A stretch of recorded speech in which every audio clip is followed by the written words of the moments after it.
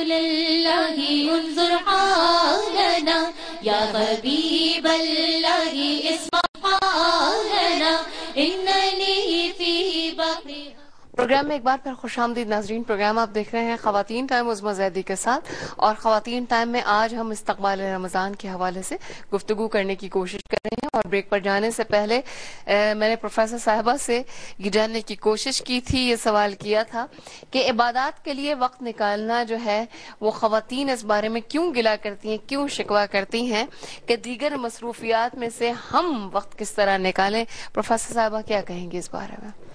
بہت اچھا سوال ہے یہ، اور ہمارے خود کے سامنے بھی یہ بعض اوقات ایسے مواقع آ جاتے ہیں کہ ہم کہتے ہیں کہ عبادات جو دیگر ہیں روزے کے علاوہ، روزے کے دوران اور اس کے بعد کی راتوں میں کس طرح کریں، اتنا برڈن ہو جاتا ہے. یعنی معاشرتی طور پر جو ہم لوگوں نے ایک سیٹ اپ بنا لیا ہے اور نئے نئے رسم و رواج جو ہیں ان کو ہم نے فروغ دے دیا ہے، اس کے نتیجے میں یہ ہوا کہ ہم اس اہم ترین مہینے کے عظیم الشان مہینے کی جو فیوز اور برکات ہیں نا، ان سے محروم ہو جاتے ہیں. اور جو دیگر 11 مہینوں میں چیزیں ہمارے لیے جائز ہیں، ان چیزوں کو ہم اسی مہینے میں کرنا چاہتے ہیں. یہ دیکھیے، ہمیں روکا گیا ہے کہ کھانے پینے کی سے کہ کھانے پینے کی طرف توجہ بالکل دینا ہی نہیں ہے دن بھر. تو اس کا یہ مقصد نہیں ہے کہ جو جب رات افطار کریں گے تو اس کے بعد ایسا سلسلہ شروع ہوگا کھانے پینے کا، چنانچہ اس کے لیے بھرپور تیاری کریں. یہ بڑی تفصیل طلب بات ہے پروفیسر صاحبہ، اس کو ہم تفصیل سے ہی جاننا چاہیں گے. ایک کالر کو شامل کرتے ہیں. السلام علیکم. السلام علیکم عظمیٰ باجی. کیسی ہیں آپ؟ نسیمہ صاحبہ بات کر رہی ہیں؟ جی نسیم بات کر رہی ہیں. نسیم صاحبہ کیسی ہیں آپ؟ اللہ کا شکر، آپ ٹھیک ہیں؟ آپ سب کو بس رمضان کے آنے کی خوشی میں بہت بہت آپ کو بھی بہت مبارک ہو. کیا تیاری کی آپ نے؟ ماشاء اللہ سب تیاریاں ہو رہی ہے، صفائیاں ہو رہی ہیں. اللہ تعالیٰ ہم کو سب کو عبادت کرنے کی توفیق عطا فرمائے، اور یہ کہ اچھی طریقے سے سب عبادت کر سکے اور روزے رکھ سکے صحیح معنوں میں جیسے اللہ نے فرمائے. بالکل. مجھے یہی پوچھنا، ایک سوال میرے ذہن میں بہت ہے کہ اگر یہ رمضان جو لفظ بنا ہے نا، رمضان کے ایک ایک لفظ کے ذرا پروفیسر صاحبہ ایک ایک معنی بتا دیں. ٹھیک ہے، وہ رمز سے اور وہ تپتی ریت وغیرہ کے حوالے سے شاید ہی جاننے کی کوشش کریے.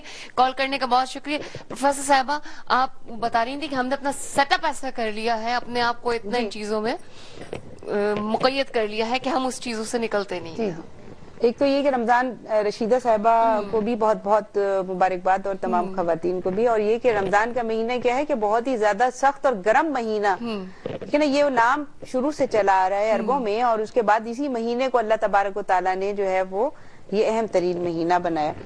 بہرحال یہ کہ عظمیٰ اتنا اچھا سوال تھا، اور بہت میرا تو دل چاہ رہا ہے کہ اس کے اوپر پورا ایک بھرپور پروگرام ہونا چاہیے کہ ہم اپنے اہم ترین مہینے کو کھانے پینے کا مہینہ بنا دیتے ہیں. دیکھیے، وہ اس طرح کے دن بھر تو ہم اسے رکے ہوئے ہیں، لیکن جیسے ہی روزہ افطار ہوتا ہے اتنی لوازمات کی ہم کوشش کرتے ہیں. شاید ہمیں بھوک لگ رہی ہوتی ہے تو ہم سوچتے ہیں کہ ہم پتہ نہیں کتنا کچھ کھا لیں گے، لیکن جب افطار کرتے ہیں تو جتنی گنجائش ہے نا اتنا ہی پیٹ میں آتا ہے، اس سے زیادہ ہم کھا نہیں سکتے ہیں. تو ایک دن، 2 دن، 3 دن جب تجربہ ہو جائے تو اس کے بعد میں پھر ہاتھ روک لینا چاہیے، اور پھر ہمیں اس قیمتی وقت کو بچا کر جو ہے وہ اپنی یعنی اپنے اللہ کو خوش کرنے کے لیے جو بھی عبادات ہیں. روز رمضان کا تو آپ مہینہ دیکھیں، ایسا بابرکت مہینہ ہے کہ اس میں روزے دار کا سونا بھی عبادت ہے. کیا اللہ تبارک و تعالیٰ فرماتے ہیں کہ یعنی رسول اکرم صلی اللہ علیہ وسلم کی حدیث مبارکہ ہے کہ اللہ تعالیٰ فرماتے ہیں کہ روزے دار کا جو سونا ہے وہ بھی عبادت ہے. روزے دار کی منہ کی خوشبو جو ہے مشک اور ریحان کی خوشبو سے بڑھ کر بتائی گئی ہے کہ اللہ کے نزدیک کیسی ہے. تو روزے دار کی تو کتنی فضیلت ہوئی، روزے دار اللہ کے نزدیک کیسا ہوا. اب وہ روزے دار جو ہے روزہ رکھنے کے بعد وہ دیگر فضولیات میں پڑ جائے، بے شک اس کے حلق میں قطرہ بھی نہیں جا رہا، اس کی تو وہ پابندی کر رہا ہے، دیگر لوازمات میں وہ اپنے بہت ساری چیزوں کو کھو دیتا ہے. ٹھیک ہے، وہ وقت کے جب اس کو ایک نفل کا ثواب جو ہے وہ فرض کی برابر مل رہا ہے تو وہ اس لمحے کو کھو رہا ہے نا. یہی ہوا کہ ہم یہ سموسے اور پکوڑے اور دہی بڑے اور جلیبیاں اور یہ اور وہ اور لینے کے لیے قطاروں میں لگے ہوئے. آپ دیکھیں نا کہ قیمتی وقت جو ہے اور ایک دوسرے سے پھر جھگڑا کر رہے ہوتے ہیں، پھر یہ ٹریفک جام ہو جاتا ہے. پھر ہم نے مسائل خود بڑھائے ہوئے ہیں. اگر اس کا جائزہ لیں تو یہ اللہ تعالیٰ کی طرف سے کوئی ایسی سختی نہیں ہے. صحابیات کے حوالے سے میں بات کروں گی کیونکہ خواتین کا پروگرام ہے، تو ہم دیکھتے ہیں کہ جی کوئی ایسی تیاریاں ان کی نہیں ہوتی تھی، ان کی تیاریاں صرف عبادت کے لیے ہوتی تھی.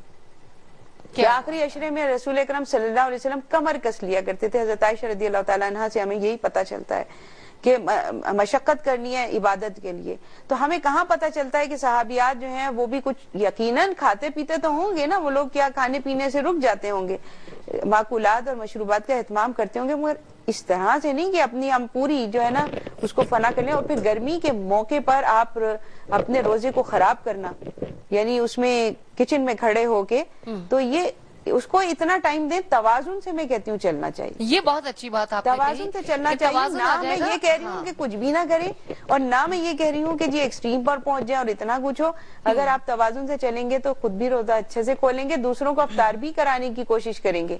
ٹھیک ہے. اب اگر اسی چیز کو ہم اس طریقے سے دیکھیں کہ جو ہمارے سامنے جو ایک بہترین اسوہ حسنہ سرکار دو عالم صلی اللہ علیہ وسلم کا ہماری زندگی میں ہر چیز میں ہمیں ہدایت ملتی ہے ان کے طریقوں سے, صحابہ کرام کے طریقے سے, تو ان کے کیا معمولات ہوا کرتے تھے سحر و افطار سے متعلق, جو آج آپ نے خود بتایا کہ ہم نے اپنے اوپر اتنا بوجھ لاد دیا ہے. وہ طرز زندگی جو ہے وہ ایک سہل انداز تھا, ایک آسان انداز تھا. یہ چیز میں آپ سے بالکل جاننے کی کوشش کروں گی. کالر کو شامل کرتے ہیں. السلام علیکم. وعلیکم السلام علیکم. کیسی ہے محفوظہ صاحبہ؟ اللہ کا شکر, آپ سب کیسے ہو؟ الحمدللہ ٹھیک ٹھاک. کیا رمضان کی تیاری کر رکھی ہے آپ نے؟